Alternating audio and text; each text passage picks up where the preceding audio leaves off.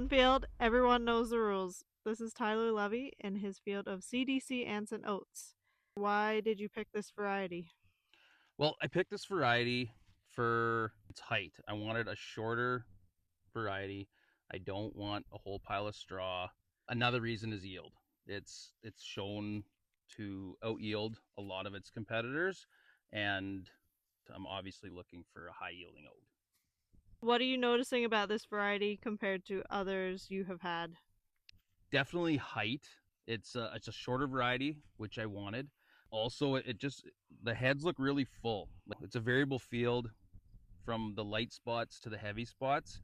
The crop, it's a lot shorter in the light spots, obviously, less material there, but it still looks like it put on the same amount of oats in the head.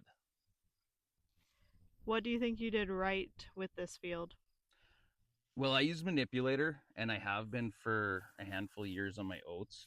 I've found it definitely adds yield in the right years where you get the moisture. We haven't had a lot of moisture this year, but I think it did its thing this year.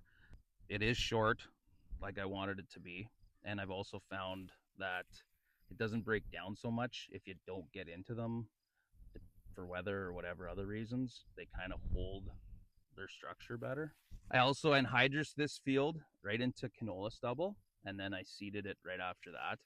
I put in hydrous for a good crop of oats, and I'm glad I did. They look good, even though we haven't had the rain I would have hoped for.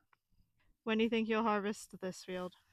I'm thinking we'll probably swath these oats in the next handful of days, depending on weather. And sometime here next week, we should be combining.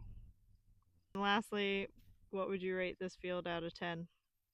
Out of 10, I would give this an 8 right now. They look really good. And once I get combining, if the yield's there, then I'll bump that up to a 9 or a 10 for sure. That was one field. Everyone knows the rules.